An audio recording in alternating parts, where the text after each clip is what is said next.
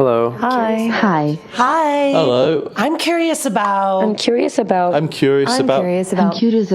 Building open, authentic, loving relationship. I'm curious about jealousy. I'm curious about polyamory. Does it just mean that you're fucking all the time? How can I tell my parents that my partner is already married? I'm curious about How do you know when you're too busy to have another relationship? I'm curious about dominant and subordinate relationships. I'm curious about sexual health. How can relationships evolve with people as they grow and change? What happens when you're awkward, shy black boy, with a average size penis, right? And you maybe are asexual, right? Right. What happens then, right? What do people think of you then, and what do your relationships look like, and how does desire towards you or lack of desire towards you? What does that look like? Welcome to the Curious Fox podcast for those challenging the status quo in love, sex, and relationships. My name is Effy Blue. And I'm Jacqueline Misla. And today we're talking about consent and how race is an important element that's missing from our sex and consent education. Consent is a huge topic with multiple dimensions. However, current conversations don't always take into consideration the power dynamics that exist due to race. In the US and Canada, this is most evident within the Black community. We can't ignore the impact of slavery when we're exploring this topic, given that not too long ago, Black bodies were owned and Black folks were not asked for their consent for anything. Though slavery is no longer overtly sanctioned in North America, the echoes of this mindset are very much present in our everyday interactions. Nowhere is this more salient than when we're navigating consent. Sex education in North America ranges from non-existent to outdated and harm reduction focused. So we went on a quest to find a nuanced approach to consent in the context of sex education. Our research brought us to Lydia Collins. I'm Lydia Collins. I'm a sexual health educator and author, and I'm committed to helping folks make informed decisions about their bodies. In addition to writing essays, articles, and poetry, Lydia facilitates workshops to universities, nonprofits, and high schools across North America on various topics including anti-blackness, sexual health education, cultural competency, and radical self-care. We wanted to start with the most obvious question. What exactly is consent? When I was part of a group in university, we kind of came up with a consent education curriculum, and we made it a definition of consent. And I always really loved that one. And the main focus of it was that consent is the uninfluenced desire to engage in specific acts rather than agreeing, compromising, or complying with the request. Would you mind just saying that again slowly and we can engage with every part of that, because it's clearly being really thought through and there's a lot there. There's a lot there that Definitely. I love. It was very thought through. So we described it as the uninfluenced desire to engage in specific acts rather than agreeing, compromising, or complying with the request. Great. So it's uninfluenced, right? Yes. That's the first one. So that goes along the lines with informed consent, like you're not coerced. It's like whatever that feels good to you. Exactly. Right? Uninfluenced desire. Yes. Right? So that's really like looking into what's calling you, what you actually want to do, what you want to pursue out there. Yeah. Right? So uninfluenced consent, uninfluenced desire. To engage in specific acts rather than agreeing or compromising. Rather than agreeing. Yeah. I love that. Which I think That's is really, so which is good. really key. Yeah. And as you say that, I think I immediately felt challenged in that I'm like, oh, that is what it is. But that's, and then I made like a flash of all of the times, including, this week of times where I have done things that I would not have chosen on my own because of a myriad of different factors, socialization being one of them. And so I love that you started from that place. And Effy, I appreciate you pointing out the desire piece too, because that's also a piece of like, what do I actually want? Yeah. Right. Whereas it's what I should be doing, right? What's the right thing to do? Right. Then what do I want to do? I love that. And I like that it's, everything is specific acts. So you're not talking about general, okay, right? You're saying you're being very intentional about the thing that you're giving consent about. Right. It's like every part of that definition is just like beautiful. It speaks to something that is crucial. Yeah. Right. Thank you. Yeah. How did you all come to that?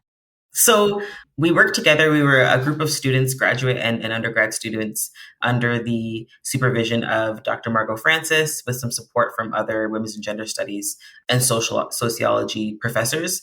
And essentially, we created a group on campus called Decolonize and Deconstruct. And it was essentially, the point of it was that we were all noticing that the consent education we were seeing on campus was not reflecting our realities. And our realities were the fact that race and racism were key components of our relationships to consent, and how we experienced it, and especially in regards to specifically sexual violence. And so, so we came together and we kind of created a curriculum that kind of had a more decolonial perspective of consent education. And we wanted to provide that to lecture halls on the campus, and we did that. And part of that process was making our definition of consent. That's kind of where we started from, was what does consent look like for us? We were seeing a lot of very surface level, consent for pizza, consent is sexy, that on campus kind of stuff. And we're like, consent isn't always sexy. Consent is mandatory, right? Like, not every situation is going to be comfortable and sexy and look pretty, but it's still necessary. And so, that's where we came up with that definition, was kind of putting all of our minds together, a bunch of brilliant Black and Indigenous and other people of color, mostly women and femmes, actually all women and femmes. And thinking about what consent meant to us and then finding a way to pretty that up. And that's where that definition came from. I love that. I'm wondering if you can share a little bit about what is the distinction between what we learn about consent within sexual education and what was missing from that education. I think the main part that was missing, at least for me, was, again, going back to that, those surface level campaigns were often leaving out race and racism. I think in the broadest way, that was the biggest thing that was missing. And the reality is that, ending sexual and gender-based violence specifically can't happen without challenging anti-blackness or acknowledging Black and Indigenous genocide in this country, or addressing other forms of racism. And so, we thought about the fact that sexual violence has always been used as a colonial weapon. And we see that out even in our sexual and romantic experiences today, right? Through hypersexualization, through fetishization, through adultification. Like, all of us as people of color and Indigenous people, we were all coming forward and saying, this is what my story looked like. And my experiences of non-consensual situations almost always had to do with my race that was often involved, right? The kind of ways that I've been socialized as a Black woman, but also the ways that I'm viewed as a Black woman in society has contributed to, the spaces where consent for me is compromised. And that was really important for me, especially then, to think about and to understand, being at that age. I was in my early 20s when I was in university, and when I was part of this grassroots organization, Decolonize and Deconstruct. And I was in a time where I was processing a lot. I grew up in a predominantly white city, and I just remember when I got to university and I started having more conversations with other students, particularly the students in this group, I was able to piece together, like, oh, this is what happened. Like, oh, this is where this came from. This was an example of this. And it really kind of opened my eyes. And even though beforehand I was interested in being a sexual health educator, I really took the turn and the focus on including a really inclusive and anti-racist framework in my work as a sexual health educator in that moment. So that was really important to me and to the work that I do. Can you share some of those you named that as you were going through the process, you thought, yes, that's what this is. That's what happened there. Can you share some of those examples? Yeah, absolutely. So for me, it was really understanding and learning what sexual racism was. And when I learned that really was, I would say, more so my aha moment, which was embedded with that kind of time period that I mentioned of starting to have more conversations with peers, even classes that I was in, and just personal experience and self-reflection of noticing what things were, and finally having the ability to put a name to it. And so sexual racism was the name that I found out matched a lot of my experiences. And I can remember a specific example, and I mention it all the time. I've written about it. I've talked in various spaces about it. But the first person I was intimate with as a teenager was someone that I had really strong romantic interest in. And I came to find out that I was really just a racial experience or conquest for him. So he described me to his friends as gaining his black belt. That's what he described sleeping with me as.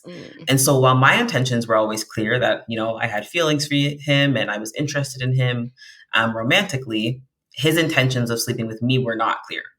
And so if I had known those were his intentions, it likely would have impacted my decision to be intimate with him, right? So consent in a situation like this is compromised again because I wasn't aware of what I was to him, right? Which was a racial conquest. And so I think that's one of the big examples that I constantly think of. Those intentions, I think a lot of times when I thought of consent back then, I just figured, he said yes, I said yes, so we're good to go. But I didn't think about the layers of it. I didn't think about the ways that folks can be manipulated. I didn't think about things like fetishization and how that impacts consent. I didn't think about what you leave out of a conversation can be non-consensual as well. And so that was a big moment for me to really start processing that, especially because I started having sex very young. And so by the time I was in university, I was really in a place where I was like, wait, as I heard people talk about these kinds of terms, I was like, hold up, that sounds a little too familiar. And I realized why it did. And it was because of experiences like that I had gone through. Yeah. Can you speak to a little bit more about what is objectification, what is fetishization, adultification, those terms that are used that either get in the way of consent or that sort of takes the intention and the information out, so we does affect our consent process. Can you speak to those for clarity? Yeah, definitely. So fetishization is essentially, it's an example of sexual racism. And it is when you pretty much base your interest or lack of interest, or specifically in this case, interest towards somebody, a racialized person, based on racial stereotypes. So you might have heard things like, I only like black guys because they all have big penises. Or I only like black girls because they're all freaky in bed. Or I like Asian women because they're docile. So these kinds of things would be examples of fetishization, of choosing to be romantically or sexually involved with somebody specifically based on racial stereotypes of them. And then when it comes to adultification is another really important one. It was important for me to learn and be able to connect to my experiences. And adultification is essentially often a term used specifically for Black youth. And it's a term that acknowledges that Black youth are often considered more mature and in less need of protection than other youth, specifically than white youth. And so the idea that white kids are innocent, that they get to be kids, that they get to be protected, whereas Black kids are often seen as getting more suspensions in school, are seen as having more behavioral issues, are seen as acting out, are seen as violent, right? Even though they're also just kids. And so this idea seeps into sex as well, and consent and romantic relationships. When you think of, for example, growing up, I was, again, one of few Black families in my neighborhood. I developed faster than a lot of my peers. And I remember being 15 and having grown men make comments towards me, right? And a lot of that being racially motivated comments as well, that were kind of focused on, again, fetishization. And so adultification is really, an example of that. And then I think there was another one you mentioned as well. Objectification. So yeah, objectification, again, is objectifying someone based on and focusing on someone based on what they are, not who they are. So again, for me, that ties a lot with sexual racism. But again, choosing or finding interest in someone because how you objectify their body, or again, maybe it might be their race, or maybe it be something specific about them physically, rather than looking at who they are as a person. I imagine it as like dehumanifying someone, taking the humanity out of them, and then kind of just like looking at the shell as the thing, as a thing of as an object of desire. Yeah, exactly. I appreciate that clarity, because some of what we hear is confusion around what's the distinction between, well, that's just my type, That's the folk I'm attracted to. That's my Yes. versus I'm objectifying and I'm fetishizing. And I see the difference as you can be attractive to particular types of bodies, but to anticipate experiences based on the stereotypes of what people believe those bodies will do. That's a distinction that I hear you saying. That's a great way to define it, that anticipation of expectations. Yeah. Mm-hmm. I love that you brought up that difference between kind of having a type and fetishizing someone, because I always kind of say, like, a type could be, I like boys in bands, or I like someone who's into sports, or I like women who don't wear a lot of makeup, or women who do wear a lot of makeup, right? And again, we still have to be consider where our types come from. They don't come out of nowhere. They're based on our environment. They're based on the media we consume. But we have to understand and assess the kind of harm factor in our types, right? And so, with the difference, I guess the main difference is in regards to having a type to fetishization is racism, but not only racism, but also often consent.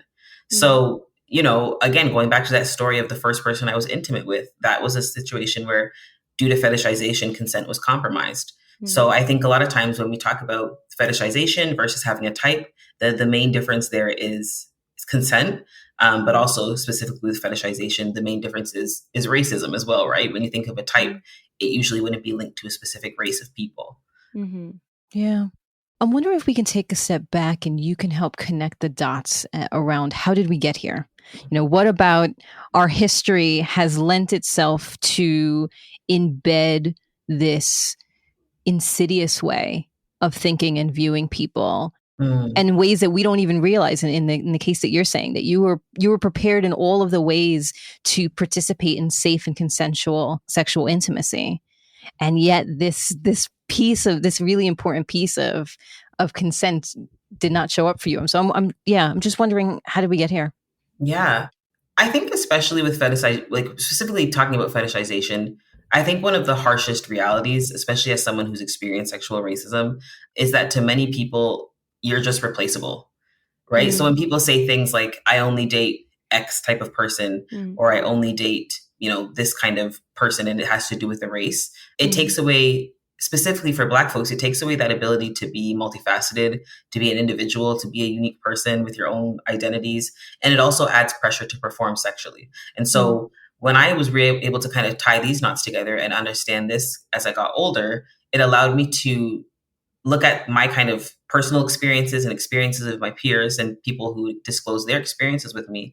How many times can I say experience in one sentence? But it also allowed me to look at the historical context of it and where that comes from, because I thought to myself, it can't obviously come from nowhere if me and so many other folks are going through this. And so I think a big one that I often talk about in my workshops is stereotypes of Black women that stem from colonialism.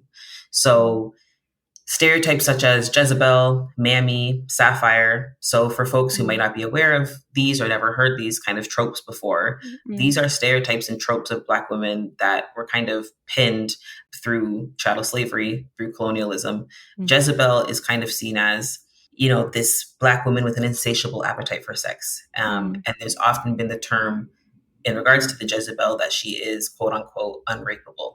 So there's the one who's seen as over hypersexual.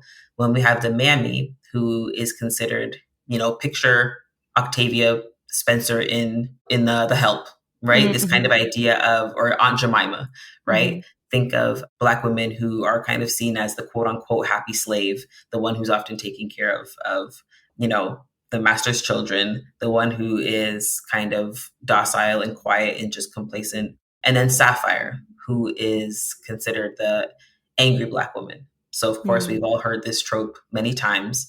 And what's so interesting to me about these three tropes is that we see them show up so much in present day, all in the context of compromising Black women's ability to consent. And what I mean by that is, while all three are very different, one is someone who is hypersexual, one is seen as docile, one is seen as angry, they all have been used to justify violence against Black women. So either, she's very hypersexual, she can't say no, she likes everything. Or the Mammy, where it's like, well, she's just submissive and she's happy to take anything. And then there's also the sapphire, where it's, the angry Black woman.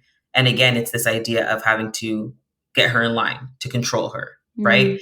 She needs to be tamed. So all three of these, while very different, have all been used to justify violence against Black women. And I think that's really important in kind of understanding where sexual racism kind of comes from, and a lot of the origins of it. And then I also think a lot about the high rates of sexual violence among Black boys and men, often through fetishization, or on the other hand, we see often historically and even in present day false accusations of sexual violence to Black boys and men, which again is something that we've seen again repeatedly play out in history, with just one example being Emmett Till. So these stereotypes of Black men as monsters, as predators who want to hurt innocent white women, is still a trope we see to this day, right? And so all of these things and so many more contribute to how we experience sexual racism today, how race impacts our abilities to consent. And also, really kind of going back to your question of where does this come from? And I would say that these two are huge foundations of where this kind of rhetoric comes from. There's so much that I do appreciate you breaking that stuff down. And I think one of the things that I can also imagine that contributes deeply is the history of slavery, right? That the Black bodies were once owned, right? And even though they're not today, technically, that idea has, I think, transcended the slavery period, but is in the subconscious of the society today. So I think I can also imagine that heavily affecting the consent process for Black and brown folks. Absolutely. I can't imagine any decent person walking around saying, yeah, that's, I feel like I own the Black body, but I think it's in the subconscious of especially the American people. And then I think because it's so insidiously in the subconscious, asking for consent for something that some part of your subconscious telling you own on some level can also, I can see how it gets in the way of like proper decent consent dialogues. Yeah, absolutely. And again, going like those kind of tropes of Black women go directly linked back to slavery, right? And not only that, but when you think of sexual racism in present day and you hear white people say things like, I've never tried this before, or I'm going to gain my Black belt, right? That kind of goes back to this idea of Black bodies being exotic, right? And Black bodies being as up for public display, and anybody can do what they want with them. And so, like you said, that's very much something that, while we might not see chattel slavery exist in North America anymore, which is questionable, but but we still see it within. I mean, our systems, right? Our systems are rooted in this. Our systems are rooted in indigenous genocide and chattel slavery. So, of course, this shows up every day within our policies, within our healthcare systems, within our criminal justice system. Like it's ingrained everywhere. It's inescapable. And so, of course, we see people in court justifying sexual violence against Black women and not believing our stories. Of course, we see Black men being fetishized on dating apps. Of course, of course we see it in these places, because it still very much is, like you said, in that subconscious of your body doesn't fully belong to you. And that's very much something that still exists. Yeah. You wrote an article called Can't Put a Condom on Racism, Adam Sandler, Anti-Blackness, and Safer Sex. And in there, you talk about how microaggressions that existed way before you were sexually active began to set the scene for and build an insidious shared understanding between objectifier and that person and the person who is objectified, that their body can be treated differently. You give reference to comments made to your body or touching your hair, or things that started to plant the seed to say, I get to do things to you without your permission, which then once you get to the point of being in sexual relationships, that is now a seed that has been planted on all sides, and it becomes much more challenging. And so, I want to, one line that you wrote in your article was that surface level consent campaigns that I was exposed to didn't consider how the lack of regard for Black folks' bodies takes the autonomy out of the choices around consent. And you name that you experienced that from a place of feeling undesirable and inadequate. Yeah. And that was the way that it was your first clue to what was happening before you had the language around it. Right. And so wanted to ask you to explore that a little bit around, now looking back, you can see all of those points and say, when they asked to touch my hair, when they made that comment in front of other people, like I see that now. I didn't see it then, but it sounds like your body knew. That inadequacy, that undesirable feeling, your body knew before your mind caught up. And I'm wondering if you can talk a little bit about that, about the signs that potentially your body was sharing that you ignored at the time. I absolutely, as you mentioned, came to a point at a young age where I realized that my body wasn't completely my own.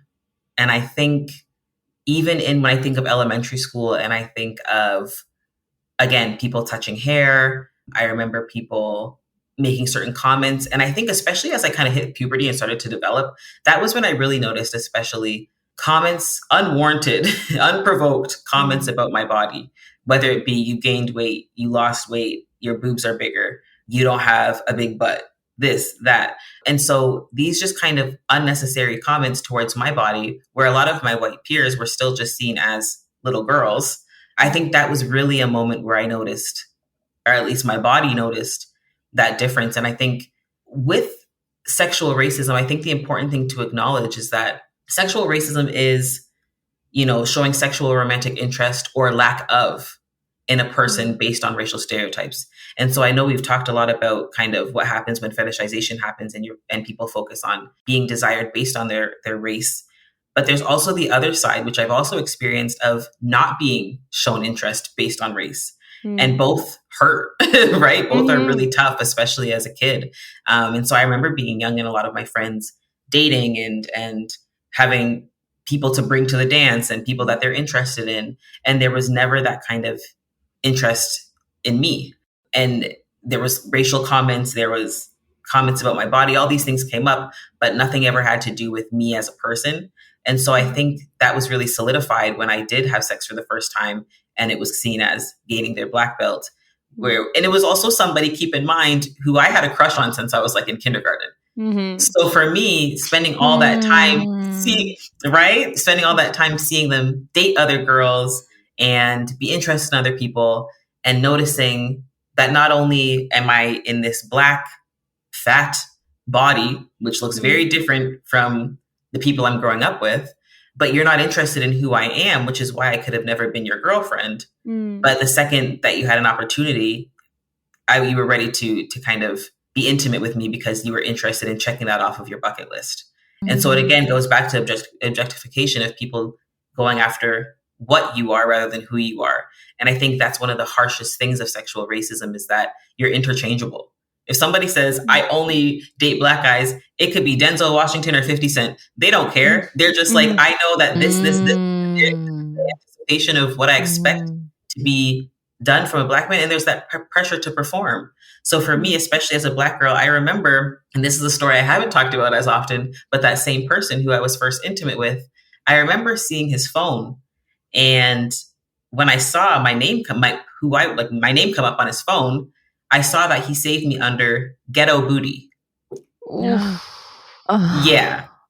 And so being young, experiencing that, I mean, I was at his house before. His mom said, get this jungle bunny out of my house. So yeah, there was absolutely so many obvious signs of racism. But at the same time, there was that constant dissonance between my body saying, this doesn't feel good, but my brain saying, somebody wants you. And the person that you wanted to want you for so long wants you. And you are a black girl with a bowl cut and big glasses and braces, and nobody else thinks you're cute around here, and nobody else likes black girls around here. So you're going to take what you can get. Right. And so I think as much as I am passionate about talking about the one side of sexual racism where you're desired only for your race, I've also have equal experience of not being desired because of my race, or being desired again for the wrong reasons, but who I am was never desired, but just what I could offer physically, which again goes back to pressure to perform, because not all black girls look like Megan Thee Stallion and not all black girls can, not all black girls do things the same way, and sexually everyone's different. Right. I mean, I And think just Black people aren't a monolith, right? This is the thing that exactly. we talk about in every subject. Like, there's no one. There's like there are a people, right? There is no monolith of this is what a Black girl is or this is what a Black boy is. I think this is a topic that comes up over and over again. Yeah, absolutely. I lived briefly in Africa for about a year, and one of the things I did notice is the variety of even just colors, shapes, sizes. It is a whole continent of people, and it is a colorful, broad spectrum of people, and there's no way of just even in their home continent, there is no monolith. Like, there is no. This is the Black people. So I mean, I think we end up, especially in North America, it just gets reduced down to that this is what Black girls, this is what Black women, this is what Black boys, Black men, and I think that's what one of the root problems, right? Absolutely. And when you don't fit into that, what does that look like, right? When you don't fit into when you don't fit into certain racial stereotypes, how does sexual racism impact you still, right? What do people expect from you? Again, the pressure to perform, Black men constantly being told that they need to have an insatiable appetite for sex, that they need to have big dicks, right? Like, what happens when you're awkward, shy Black boy, with a average size penis, right? And you maybe are asexual, right? What happens then, right? What do people think of you then, and what do your relationships look like, and how does desire towards you or lack of desire towards you, what does that look like? Yeah. Sure. One of the things that continues to sit with me as soon as you said it is that feeling of I gotta take what I can get. Oh, and that resonates, and it triggers the 15-year-old self. Yeah. Looking back, the things that I allowed to happen to me in my body, because that was the narrative of like, I got to take what I can get. They're showing some interest, so some interest with malintent is better than no interest at all.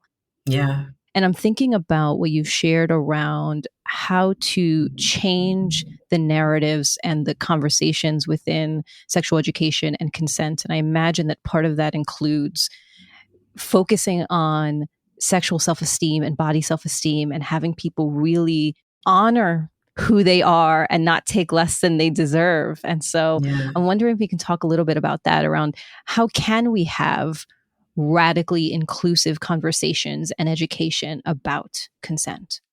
As you mentioned, a huge one is body confidence, self-esteem. And that's one thing I always really want to hone in on, is that sexual health is so much more than sex.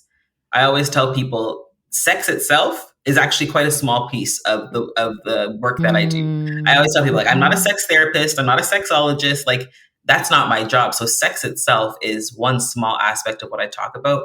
What I talk about is equipping people with tools to make informed decisions about their bodies.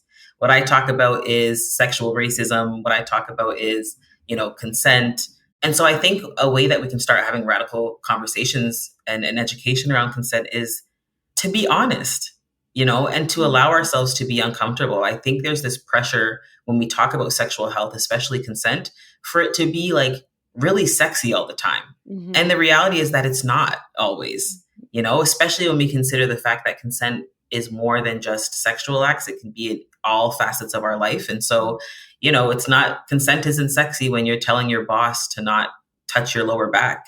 Consent isn't sexy when you're telling your white peer to not touch your hair without asking. Like, there's so many areas where these conversations aren't always cute or fun or pretty or sexy or comfortable to have.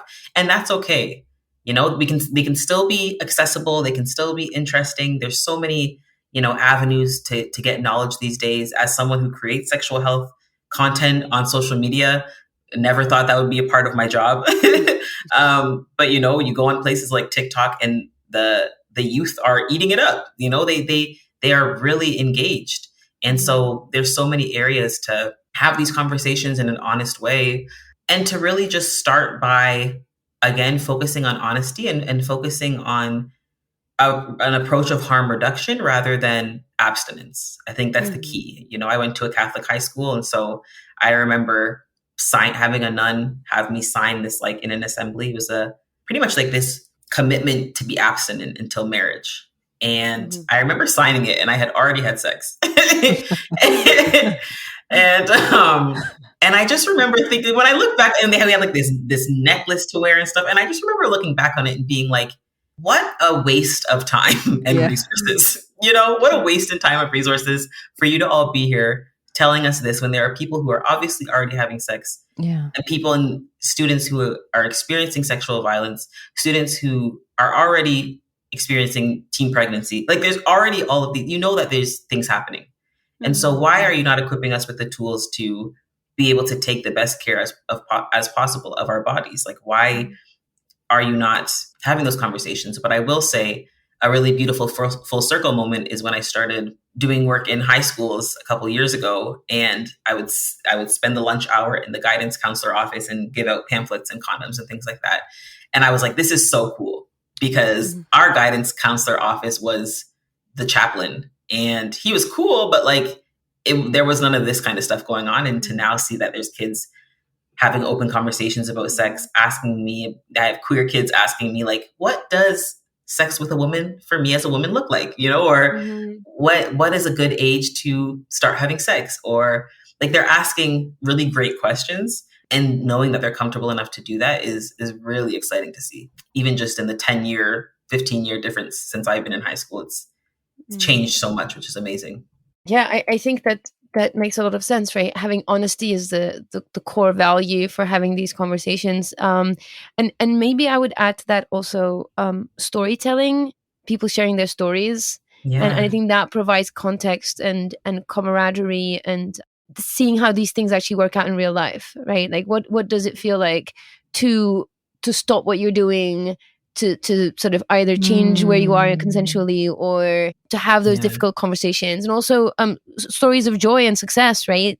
Saying like, I stopped and, sort of consent and it was good, or, that I was given the space to talk about my desires and I was heard. And I think those are really important as well to have as a part of the consent conversation, rather than to say, here's a formula, here's what you do, and if you don't do that right, you're probably going to get it wrong. Right. So I think honesty and storytelling and sharing is really, I think, what's going to advance the conversation around consent. And thank you for doing an amazing job of doing that, advancing the conversation on consent. Thank you. And I love that you brought up, talking about the joyful experiences too, because that's a big part of, what I try to incorporate in my work is focusing sexual health also on pleasure, right? And focusing consent on pleasure. And I think for a lot of us, we either didn't receive consent education in our sex ed curriculum, or we were given a very, again, surface level approach to consent that focused on, no means no, rather than anything but an uninfluenced yes is a no. And the issue here is really that, that approach to consent really leaves out pleasure. It leaves out excitement, enthusiasm, desire, which makes it really awkward sometimes and uncomfortable for people to have real conversations about consent. Because again, it seems like this kind of formula. I used to have people say like, okay, do I have to stop and wait for the exact word yes, and then do this and then do that? And I'm like, context also matters, right? Like, if you've been, like, my partner and I have been together for over 3 years, it doesn't always look like a explicit yes or the word no. It could look like other things. It could look like me coming in my, pink pajama nightgown after 10 o'clock. Then it's probably not going to happen, right? or if I say like I'm not really feeling it, or if there are certain things that we've learned about each other's bodies and taken the intentional time to learn about each other's bodies and about each other's personalities and just each other in communication, that it also informs our consent in the bedroom and how we respond to each other. Even if one of us says yes and the other one is, or might not be seeming as into it, the other one will know to stop. Well, they'll know maybe this isn't the night. Right. And so context also matters. And it doesn't have to be this awkward thing of asking for consent. Like, I think sometimes people think you have to stop halfway through and like give them a paper to like check yes or no. And I'm like, no, you can, or even when I say consent is ongoing, people are like, so I have to keep asking the whole time. And I'm like, checking in can be cool, right? Like, ask, does this feel good? How is this? You make it as sexy or as awkward as you want, but like, there are so many ways to have these conversations that doesn't need to follow an exact formula. Context matters. The relationship you're in matters. The people that you're with, the ways that you know each other, like all of these things can influence how you understand and go about giving and receiving consent in your relationship. Mm-hmm. Also, sometimes you just don't know, especially if it's something that you haven't done before. So it's not an implicit yes, but it's not a no either, because you don't know what you're saying yes or no to. So there needs to be some room left for experimentation and trial and that sort of dipping your toe in and seeing what it feels like, maybe dipping like your foot in and, you know, like taking your time. So any kind of rigid formula is never going to work. Yeah. Number one, because you're dealing with humans, right? The complex creatures that we are. And number two, we don't always, we don't have experience of everything, and we might not necessarily be ready to consent to something because we just don't understand it. And I think leaving room for that is also really important. Yeah. Which is also why safe words can be so important and so useful, right? And I've often been, encouraging folks with that a lot lately, especially because again, there is that room where sometimes you're like, yo, I'm interested, I'm down to do everything with you, but I don't know how to do everything, and so it's not that I'm uncomfortable. I feel very safe in this space. I feel very comfortable with this person, but I've never tried this before. So we can try it, but I need you to start slow. I need you to use this and this. This place is off limits. And the safe word is this. So if I say this, we have to stop right away. No questions asked. So I think the safe word is also really useful. And people think that safe words are only for like BDSM and really intense, kinds of sexual experiences that have to do with maybe dominance and submission or, more aggression in sex. But that's not the case. Like it can be used for any kind of sex you're having, any kind of sexual experiences you're having. It's always comfortable sometimes to have safe words, whether it be with someone or someone that might be a one night stand. Like it works for every situation. And so, I think safe words are really awesome. Yeah. I love the language you use of checking in with the other person. How does this feel? Checking with yourself. How does this feel for me before I answer, right? Like actually, how does this feel for me? Yeah, I think that's fantastic. Yeah, and just being genuinely curious about it, right? I think we talk about checking in as this thing that it's this burden that you're doing, that you have to do. You have to remember, you have to like tie a piece of red string around your finger. So you step to check in with with your play partner. In an ideal world, you're having sex with somebody that you're curious about, and you're curious about what's actually happening, and you're genuinely curious and interested in their about experience. What feels good to them, right? And in your own experience. So I think that's something else that's maybe worth mentioning. That this idea of like you must check in. It's not supposed to be a burden. Like you do want to check. I imagine that you can cultivate curiosity, genuine curiosity for the experience and the other person. And once you do that, I think the checking in will come naturally. You don't have to tie that red string around your finger to remember to ask your partner if it feels good. If you cultivate if you really care about whether it feels good. Right. If you just cultivate curiosity around what you're doing, it's going to come up because you're going to be like, you're doing something. You're like, hey, is this good? Like, how is this working out for you? Rather than, let me just stop and ask if it's good. Right. And then you make it uncomfortable for everybody because then you seem annoyed. And I think also another huge point is that sexual health education, inclusive sexual health education and inclusive consent education, it creates more emotionally intelligent and empathetic humans, right? When you're learning from a young age, even in kindergarten, about consent, about having the autonomy to tell people no, about being able to understand that nobody's body belongs to you, like having that ingrained from a young age creates more emotionally intelligent sexual partners. Yes. And so whether it be, just in romantic non-sexual experiences or in, sex itself, you'll be able to have the skills and the emotional bandwidth to say, oh, I can tell that this person does not look comfortable.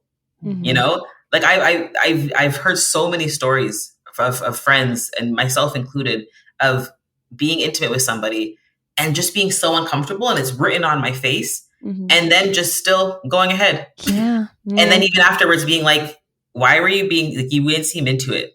I wasn't. I wasn't into it. Right? Like, and why didn't you have the capacity to understand that? It's not always as easy to say no because our bodies, again, we're odd creatures, like you said, and sometimes we freeze, especially if you've experienced sexual trauma, right? And so sometimes you have to also understand how to have the skills and the tools to not only understand yourself, but look for signs and just use some regular compassion to understand body language and, other things like that, right? And not to take it personally. And not to take it personally. Yeah, exactly. not to take it personally. Like if someone's uncomfortable, no one's saying no, someone's they're not up for it, it's not personal. I think once you get to your point exactly, once you get this stuff ingrained at a younger age, I think you also realize it's a process, as a personal process. It's like my consent process is mine and the other person is theirs. And there's a separation there. There's a healthy boundary there. So if they're saying no, not right now, uncomfortable, I think just not to take it personally is also the big piece. I think once we're introduced to it at an older age, it feels there's more ego in the way, right? Consent education too late. There's like a lot more ego in the way, a lot more. They're like, what do you mean I have to ask? Right, exactly. I think if it's ingrained at a younger age, you don't question it as much. You just realize it's a human process, and you make room for it for yourself and the other person. Yeah, absolutely. And frankly, attunement and being able to ask and stop actually makes you a better lover in the perception of the person that you're with than the person who keeps going otherwise. So stopping when someone doesn't look comfortable actually makes you a much better lover than you keep going. Exactly. Before we ask you a few questions to get to know you a little bit better before we wrap, want to just give space if there's anything else that you want to share or note that we haven't gotten to in our conversation with you. I don't think so. I think I've really been able to kind of touch on some of the most important points for me, which is coming to sexual health education from an approach of harm reduction and pleasure, understanding sexual racism and some of the history of that, and really encouraging folks to learn as much as possible so that they can make informed decisions about their bodies. Yeah, perfect. Fantastic. We have 4 questions for you just to get to know you again a little bit before we wrap. The first one is, and now I feel like I might know the answer, but I'm curious anyway. But what is one piece of advice that you would give to your younger self about love, sex, or relationships? To look for validation internally, not externally, and to seek as much information as you can from reliable and safe people and resources in order to make informed decisions about your body. As you can see, my keyword is always informed decisions. Totally. What is one romantic or sexual adventure on your bucket list? I really want to go to a sex party. Like I know myself enough to know that I might not necessarily participate, but just out of curiosity, I would really love to check one out. Sure. I wrote a book on sex parties. I was going to say, Effy I'll send it to you. I'll send you a PDF. Oh, sweet. Awesome. Yeah, if you're ever going to go to one. It's a booklet, really. I mean, it's a mini book. But it's designed, it's written to help a person. I wrote it really as a reflection of my first party, which was actually a really good experience for me. But the things that I wish I'd known, because somebody just brought me to a party and said, enjoy. And I was like, whoa, what's going on? So this book is really about all the things that I wish I was told before my first party. It's called Play Party Etiquette, and I will share it with you. I love that. Thank you. You're welcome. How do you challenge the status quo? I would say by encouraging people to question everything, especially when they're told not to. Yes. And what are you curious about lately? I've been talking about this so much lately with my friends. I was recently in the East Coast of Canada doing some workshops for Sexual Assault Awareness Week a couple weeks ago or last week. And I was talking about it with participants there. And I've been so interested lately in the power of male validation and why it impacts women and femmes so deeply, even those of us who are queer. Even those of us who don't date men or, are in relationships with women, like it impacts us so deeply. And so I'm curious in regards to my own experience, if I ever actually truly enjoyed sex with men or if I enjoyed the validation from being wanted by a man. Yeah. And I think you could see how that goes back to my first interaction story. Sure. I have a theory. Yeah. I imagine it's to do with the nuclear family setup and the fact that the way that we've set up core families, though it's not what it is, but how to set them up is that as soon as a woman gets pregnant, the dad actually ends up being even more out of the picture, right? Because they have to work hard, they go to work. So I think the male figure, even in a nuclear family, is absent once a child comes to the world. because the child has more needs, right? So, and because the men are always put in the bread earner, the breadwinner category, they become more and more absent. The more children there are, I think they become more and more absent. Even we're looking at the traditional 1950s, like nuclear household, never mind the divorces and of modern life. But even in that nuclear setup, I think men have always been taken out of the house. And that absence is felt regardless of your gender orientation would be my hypothesis. And I would have to do research. But no, you're completely right. You're completely right. There, I am with two women in open relationship, and yet there are times. Right, I like walk down the street, like, why do I care whether this person is looking at me or not? Like, what is the yes? So now I am now curious. I now you have influenced my curiosity, and I too am curious. I would love to explore. It has been a real pleasure having a conversation with you, Lydia. Thank you so much. Thank you. And thank you for the work that you do. It is precious. It's you too. So thank Continue to keep people curious. I love it. And thank you for having me. Thank you. If you want to learn more about Lydia Collins, you can find her on TikTok and Instagram at LACollins_. You can find her article, Love Isn't a Zero-Sum Game, in the New York Times, and her poetry and essays, including I Can't Put a Condom on Racism, Adam Sandler, Anti-Blackness, and Safer Sex, on her website, lydiacollins.ca. You can also check out the collaborative video project that Lydia produced called Joy Is Our Birthright by visiting UNILEARNAL.com and searching for Joy Is Our Birthright. If you enjoyed this episode, have questions or strategies that you want to share, and you want to reach out to other Foxy listeners to hear what they have to say, head to our Facebook group at We Are Curious Foxes. We've been updating our website to make it easier for you to find the blog posts and resources and reading lists and episodes that you are curious about. You can find all of that and more at wearecuriousfoxes.com. To support the show and continue to indulge your curiosity, join us on Patreon at We Are Curious Foxes, where you can find mini episodes, podcast extras that didn't make it to the show, and over 50 videos from Educator-led workshops. If you find this episode interesting, funny, or helpful, please share our podcast with a friend, quickly rate the show, leave a comment, or subscribe on Apple Podcast, or follow us on Spotify or Stitcher. This will take you a few seconds of your time, but will have a big impact for us. And let us know that you're listening. Share a comment, a story, or question by emailing us or sending us a voice memo to listening@wearecuriousfoxes.com, or you can record a question for the show by calling 646-450-9079. This episode is produced by Effy Blue and Jacqueline Misla, with help from Microaggressions. Our editor is Nina Pollock, who we give blanket consent for creative expression on this show. Our intro music is composed by Dev Saha. We are so grateful for their work, and we're grateful to you for listening. As always, stay curious, friends.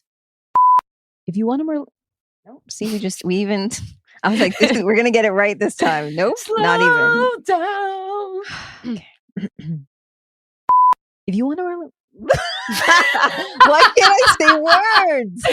I'm sorry, it's contagious. I'm sorry. Okay. I'm going to do this. What? A single take? I know. Shocking. What happened? Curious Fox Podcast is not and will never be the final word on any topic. We solely aim to encourage curiosity and provide a space for exploration through connection and story. We encourage you to listen with an open and curious mind, and we'll look forward to your feedback. Stay curious, friends. Stay curious. Stay curious. Stay curious. Stay curious. Stay curious. Stay curious.